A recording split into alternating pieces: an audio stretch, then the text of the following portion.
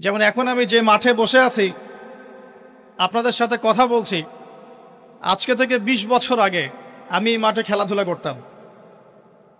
কথা বুঝতে পারছেন? বিশ্বাস করলেন না?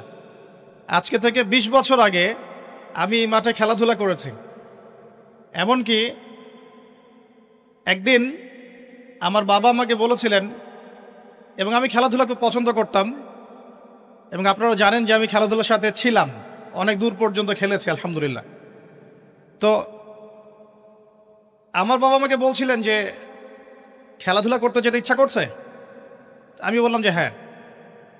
তো আমার মনে আছে ঠিক ওই যে ছেলেগুলো যেখানে দাঁড়িয়ে আছে ওই জায়গাটাতে আমি খেলছিলাম। আমার ব্যাচমেট যারা আছেন এখানে উপস্থিত হয়তো তারা জানবেন বিষয়টা। ক্রিকেট, অবশ্যই ক্রিকেট খেলতে খেলতে শুনলাম যে বাসায় আমার বাবা মারা গেছেন, ইন্না লিল্লাহি ওয়া ইন্না ইলাইহি রাজিউন। আমার বাবা আর মা এখানেই থাকতেন, ঠিক এই বাজারের সামনের বাসায়। এখানে আমার শৈশবটা কেটেছে। আমি আপনাদের এখানে পুলিশ একাডেমি শিশু শিক্ষালয় একটি স্কুল ছিল, এখন আছে কিনা আমি ঠিক জানি না।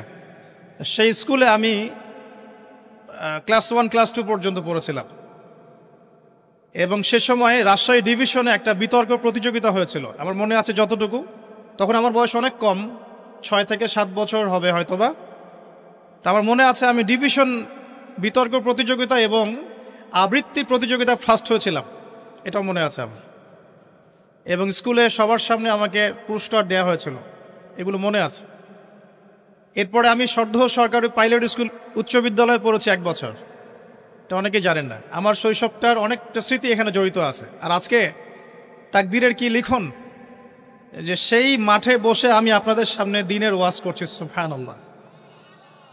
আল্লাহ পাক কিভাবে মানুষের তাকদীর লিখে রাখেন। হয়তো সেদিন আল্লাহ পাক আসমানের উপর থেকে দেখছিলেন এই ছেলেটা যেখানে খেলছে আর 20টা বছর পর সেখানে ওয়াজ করবে, তাই না? আল্লাহ পাক সব জানতেন না? দেখুন, আমরা এখানে যারা উপস্থিত আছি আমরা দোয়া করি আল্লাহ পাক সবাইকে জান্নাত দান করুন। তো আমরা যারা উপস্থিত আছি জান্নাতে যদি যাই ইনশাআল্লাহ, জান্নাতে যাওয়ার 1 কোটি বছর পরে আমরা কি করব আল্লাহ পাক এখনই সেটা জানেন, জানেন না? আবার আল্লাহ না করুক কেউ যদি জাহান্নামে যায়, জাহান্নামে যাওয়ার 1 কোটি বছর পর সে কি শাস্তি ভোগ করবে আল্লাহ পাক এখনই সেটা জানেন। আল্লাহ রাব্বুল আলামিন এই সময়ের ঊর্ধ্বে, এটাই বলি আমরা আল্লাহু আকবার। আরও ঘটনা আছে, বলতে গেলে আজকে ওয়াজের সময় শেষ হয়ে যায়। আমার পাশে ওস্তাদকে দেখছেন, এই যে ছোট ছেলেটা তেলাওয়াত করে গেল কোরআন, তার চেয়েও ছোট বয়স আমার তখন 7 থেকে 8 বছর হবে। আমার কোরআনের হাতে খড়ি হয়েছে ওস্তাদ নজরুল হুজুরের কাছে, এটা আপনারা অনেকেই জানেন না। তো আলহামদুলিল্লাহ আমি এখনও খুশি যে আলহামদুলিল্লাহ হুজুর এখনও অনেক স্টুডেন্ট পড়ান মাশাআল্লাহ, এবং অনেকে তার স্টুডেন্ট আছেন এখানে। আমার কোরআনের হাতে খড়ি হয়েছে এখানে। এবং এরপরে আমার বাবা ইন্তেকাল করার পর আমরা চলে যাই এখান থেকে, সেখানে গিয়ে আমরা রংপুরে থাকা শুরু করি আর কি। এখন আমি ঢাকার বাসিন্দা, তাকদীর ঘুরছে কিভাবে। এরপরে আরও অনেক পড়াশোনা করতে হয়েছে, মাদ্রাসার সাবজেক্টগুলো পড়তে হয়েছে, ইউনিভার্সিটিজ কভার করতে হয়েছে। বিগত প্রায় 10 বছর থেকে আমি মোটামুটিভাবে 14 থেকে 15 জন ওস্তাদ এর কাছে পড়েছি, 14 থেকে 15 জন। এই যে পড়ার পর আমি মনে করছি যে আমি ইসলামের কিছুই জানি না। আমার কাছে এখন মনে হয় ইসলামের জ্ঞান এত গভীর, যার মধ্যে কেবল ডুব দিয়েছি আমি, কোনো মণিমুক্তাও তুলতে পারি নাই। আমি কিভাবে আপনাদেরকে মণিমুক্তা দিব? আর এই পথে চলার সময় দেখেছি যে বাস্তবতা আর কোরআন সুন্নাহ এক জিনিস নয়। বাস্তব চলছে একভাবে, কোরআন সুন্নাহ বলছে আরেকভাবে, অনেক ফারাক। আমি চিন্তা শিখলাম যে দুনিয়া আর কোরআন সুন্নাহ একভাবে চলছে না। কোরআন এবং সুন্নাহ আমাদেরকে বলছে, কোরআন সুন্নাহকে হাতে নিয়ে আমরা প্রায় 1250 বছর এই বিশ্বটাকে শাসন করেছিলাম। আর আজকে বিগত 200 থেকে 300 বছর আমরা দেখছি আমরা শাসিত। মানুষ আমাদেরকে উঠতে বললে উঠি, বসতে বললে বসি। আল্লাহ পাক সুদকে হারাম করেছেন, সারা বিশ্বে এখন সুদভিত্তিক ব্যাংকিং সিস্টেম চলছে, সবখানে সুদী এনজিও চলছে।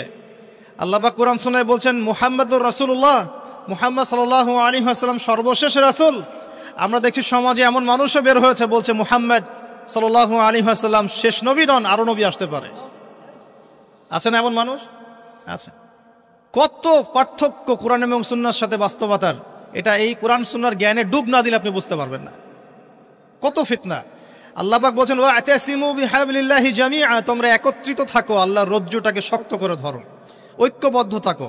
বাস্তবে দেখছি ঐক্যের বালাই নাই আমাদের মধ্যে, ঐক্যের কোনো বালাই নাই।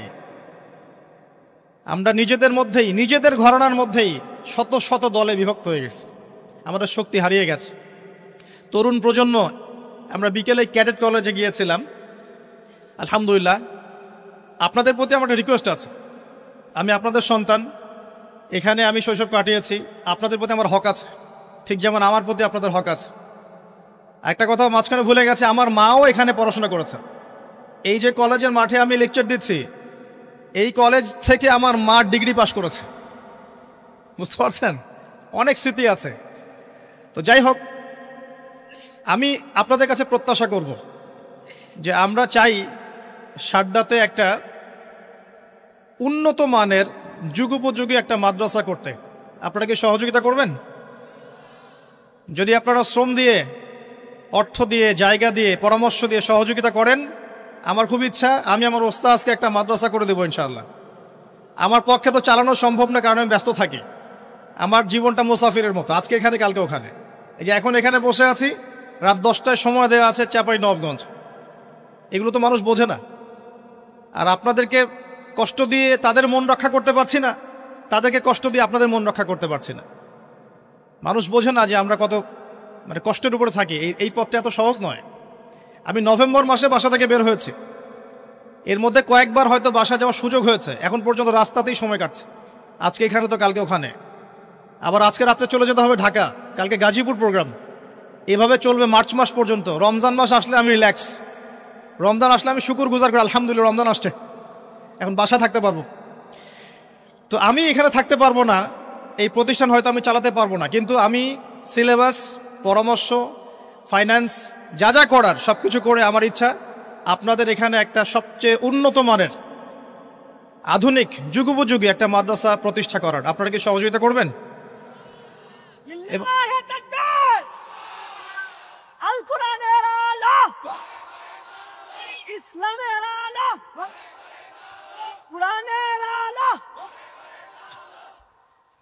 আর আমি গতানুগতিক যে চিরায়ত সিস্টেম, এর বাইরে চিন্তা করতে চাই। যেমন আমরা শুধু এককেন্দ্রিক শিক্ষা শিখব না, আমাদেরকে জেনারেল এবং ইসলামিক উভমুখী শিক্ষা সমন্বয় করতে হবে।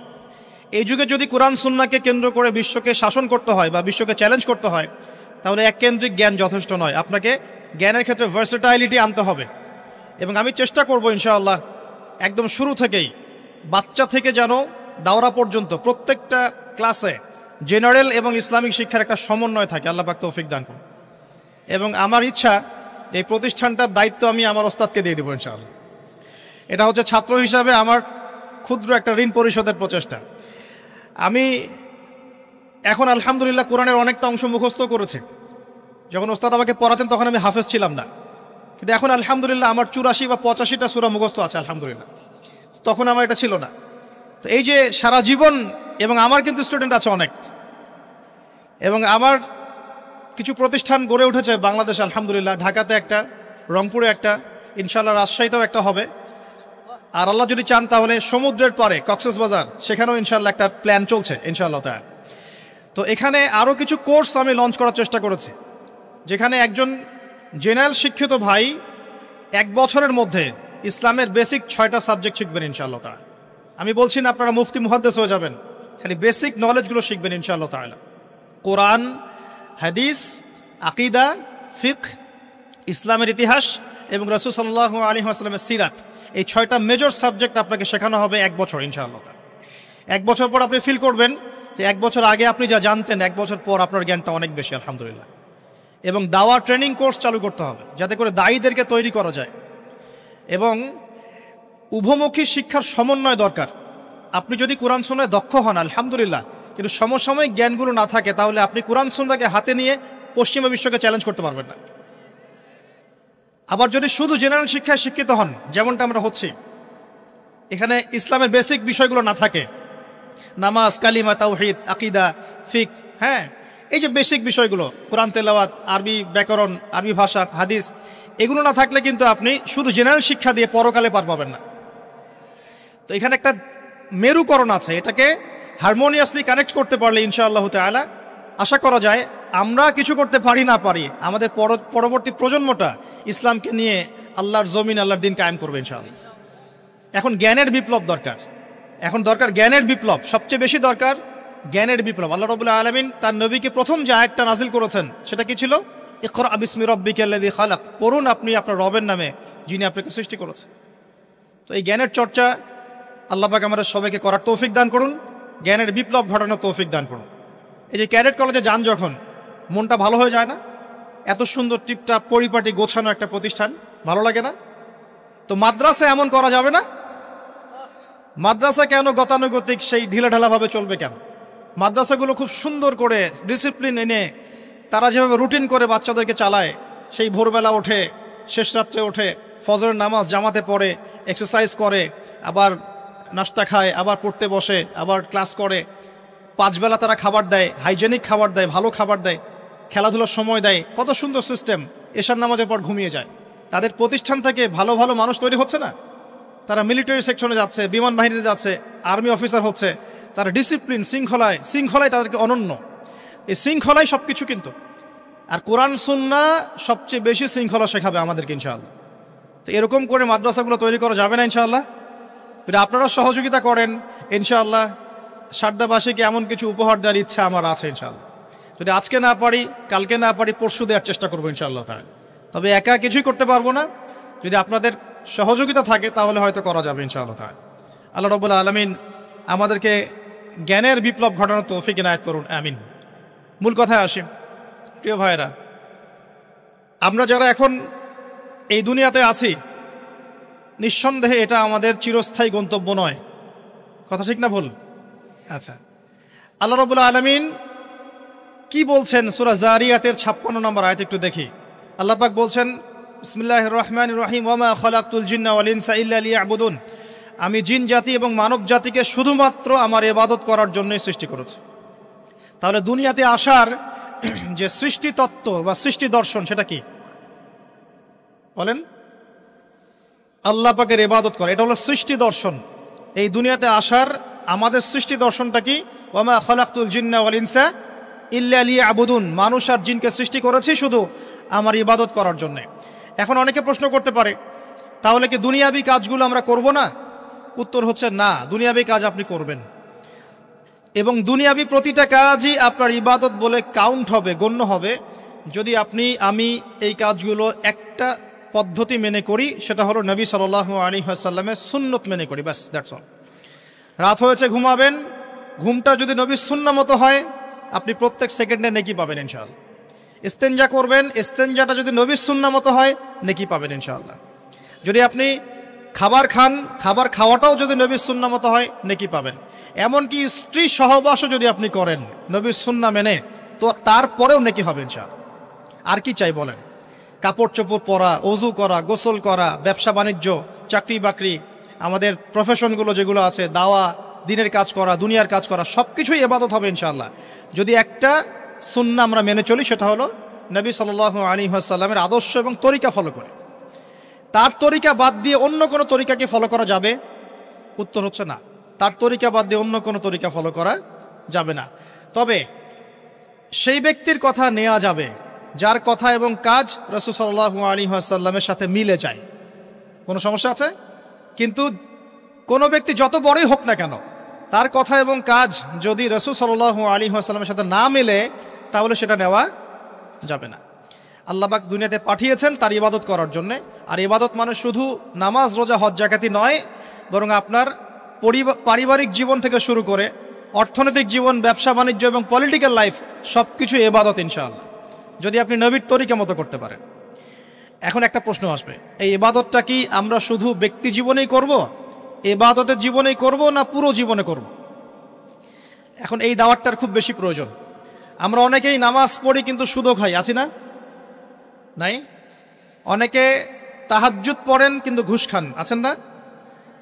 অনেকে মাশাআল্লাহ দান সদকা করেন, ভালো কাজও করেন, আবার বেপরদায় চলেন, এমনটা আছে না? এখানে বুঝতে হবে যে ইবাদত মানে শুধুমাত্র নামাজ, রোজা, হজ, যাকাতি নয়, বরং ইবাদত মানে আপনার জীবনের প্রতিটা ক্ষেত্র ইবাদত ইনশাআল্লাহ। যখন আপনি নামাজ, রোজা, হজ, যাকাত করছেন, তাসবিহ, তাহলিল, জিকির, আজকার করছেন, এগুলো ইবাদত হচ্ছে, আলহামদুলিল্লাহ। একই সাথে যখন আপনি ব্যবসায় আসবেন, তখন মাপে কম দেওয়া যাবে না, তখন পণ্যে ভেজাল দেওয়া যাবে না, তখন আপনি মিথ্যা কসম খেয়ে পণ্য বিক্রি করতে পারবেন না, তখন আপনি মজুত করতে পারবেন না, কৃত্রিম সংকট তৈরি করতে পারবেন না। এখানেও আপনাকে সুন্নাহ ফলো করতে হবে। যদি এখানে গিয়ে আপনি রাসূলের সুন্নাহ ফলো না করেন, আল্লাহর বিধান আপনি না মানেন, তাহলে ইবাদত বন্দেগীর জীবনে লা ইলাহা ইল্লাল্লাহ থাকলেও ব্যবসা বাণিজ্যের জীবনে লা ইলাহা ইল্লাল্লাহ নাই। আমার কথা কি বোঝা যায়? একটু হলেও কি বোঝা যায়? আচ্ছা, আবার পারিবারিক জীবনে গেলেন, সেখানে আপনার সন্তান নামাজ পড়ছে না, আপনার মেয়েরা পর্দা করে না, স্ত্রীরা পর্দা করে না, তাহলে পরিবারের জীবনে লা ইলাহা ইল্লাল্লাহ মুহাম্মাদুর রাসূলুল্লাহ কিন্তু নাই, ইবাদতের ক্ষেত্রে আছে। আবার আপনি সমাজ জীবনে গেলেন, এখানে আপনি আল্লাহর বিধানকে পাশ কাটিয়ে বা আল্লাহর বিধানকে বাদ দিয়ে পশ্চিমাদের বিধান চর্চা করছেন, তার মানে এই জীবনে কিন্তু লা ইলাহা ইল্লাল্লাহ নাই। তো লা ইলাহা ইল্লাল্লাহ মুহাম্মাদুর রাসূলুল্লাহ কি শুধুমাত্র নামাজেই, না পুরো জীবনে পালন করতে হবে? এটাই হচ্ছে সেই আয়াতের ব্যাখ্যা। আল্লাহ পাক বলছেন উদখুলু ফিস সিলমি কাফা, তোমরা পরিপূর্ণরূপে ইসলামে প্রবেশ করো। এখন ইসলামে পরিপূর্ণ প্রবেশের মানে হচ্ছে জীবনের একটা ক্ষেত্রে নয়, জীবনের সমস্ত ক্ষেত্রেই কোরআন এবং সুন্নাহকে ফলো করতে হবে। আল্লাহ পাক আমাদের সবাইকে তৌফিক ইনায়াত করুন, আমিন। এখন এই ইসলাম ছাড়া কি অন্য কোনো দিন আল্লাহর কাছে গ্রহণযোগ্য হবে? আল্লাহ পাক কি বলছেন শুনুন। আল্লাহ পাক বলছেন ওয়া মা ইয়াবতাগি গায়রাল ইসলামি দীনান ফালা ইউকবালা মিন, কেউ যদি ইসলাম ছাড়া অন্য কোনো দিন তালাশ করে, কোশ্চিন কালেও সেটা আল্লাহর কাছে কবুল করা হবে না। কোনটা কবুল করা হবে? আল্লাহ পাক বলছেন ইন্না দীনা ইনদাল্লাহিল ইসলাম, আমার কাছে, আল্লাহর কাছে, নিশ্চয়ই আল্লাহর কাছে একমাত্র গ্রহণযোগ্য দিন হচ্ছে কি? বলেন ইসলাম। তাহলে ইসলাম আল্লাহর কাছে একমাত্র গ্রহণযোগ্য দিন, এটা বাদ দিয়ে অন্য কোনো দিন কবুল হবে না। কেউ যদি তালাশ করে তাহলে সে ক্ষতিগ্রস্ত হবে। এবং এই ইসলামের মূল ভিত্তি হচ্ছে কোরআন এবং সুন্নাহ। এবং এই কোরআন সুন্নাহকে আমরা শুধু জীবনের এক ক্ষেত্রে বাস্তবায়ন করলে হবে না, সামগ্রিক জীবনে বাস্তবায়নের চেষ্টা করতে হবে। আল্লাহ পাক সবাইকে তৌফিক ইনায়াত করুন, আমিন। এবার আসেন যে এর ভিত্তিগুলো কি কি। এটা আমরা পাবো অন্য একটা হাদিস থেকে, যখন জিবরাইল আলাইহিস সালাম সরাসরি মানুষের রূপ ধরে মানুষের সামনে এসে নবীকে জিজ্ঞাসা করছেন যে ইয়া মুহাম্মদ সাল্লাল্লাহু আলাইহি ওয়াসাল্লাম আখবিরনি আনিল ইসলাম, আমাকে ইসলাম সম্পর্কে বলুন। নবী সাল্লাল্লাহু আলাইহি ওয়াসাল্লাম বলছেন আল ইসলাম, ইসলাম হচ্ছে আন তাশহাদা আল্লা ইলাহা ইল্লাল্লাহ ওয়া আন্না মুহাম্মাদান আবদুহু ওয়া রাসূলুহু। ইসলামের প্রথম পিলার হচ্ছে তুমি সাক্ষ্য দিবে আল্লাহ ছাড়া কোনো মাবুদ নাই এবং মুহাম্মদ সাল্লাল্লাহু আলাইহি ওয়াসাল্লাম আল্লাহর বান্দা এবং রাসূল। 2 ওয়া আন তুকিমাস সালাত, তুমি সালাত কায়েম করবে। 3 ওয়া আন তুতিয়াজ যাকাত, তুমি যাকাত প্রদান করবে। 4 ওয়া তাসুম রমাদান, রমজান মাসে সাওম রাখবে। আর 5 হচ্ছে ওয়া তুহিজ্জাল বাইত ইন ইসতাতা'তা ইলাইহি সাবিলা, আর তুমি হজ করবে যদি তোমার সামর্থ্য থাকে। সামর্থ্য না থাকলে নয়, সামর্থ্য থাকলে তুমি হজ করবে। এই 5টা হচ্ছে ইসলামের মৌলিক পিলার। কয়টা পিলার ভাই? 5টা। ইসলামের মৌলিক পিলার 5টা। ইমানের কয়টা? 6টা। মনে রাখবেন, ইসলামের পিলার কয়টা? 5টা। ইমানের কয়টা? 6টা। ইমানের 6টা হচ্ছে 1 আল্লাহ বিশ্বাস, 2 ফেরেশতা মণ্ডলীতে, 3 আল্লাহর কিতাবগুলোতে, আসমানি কিতাবসমূহ, 4 নবী রাসূলগণ, 5 পরকাল এবং 6 তাকদীর বা ভাগ্যের ভালো মন্দ। এই 6টার প্রতি মনে বিশ্বাস করলে, মুখে স্বীকার করলে এবং কাজে বাস্তবায়ন করলে একজন ব্যক্তি মুমিন হয়, আলহামদুলিল্লাহ। ঠিক আছে? তো ইসলামের 5টা ভিত্তির দিকে একটু তাকাই আমরা, এক নজর দেই। প্রথমটা কালিমা। আমরা কি সবাই কালিমার মর্ম হাকিকত বুঝি? যখন থেকে লা ইলাহা ইল্লাল্লাহ পড়েছেন, আপনি বাধ্য যে আল্লাহ পাকের বিধান বাদ দিয়ে আপনি অন্য কোথাও যেতে পারবেন না। এটা লা ইলাহা ইল্লাল্লাহের একটা মৌলিক কথা। লা ইলাহা ইল্লাল্লাহ বলেছেন মানে আল্লাহর সাথে আপনি শিরক করতে পারবেন না। মুহাম্মদুর রাসূলুল্লাহ যখন বলেছেন, তার মানে আপনি সুন্নতের বাইরে কোনো বেদাত করতে পারবেন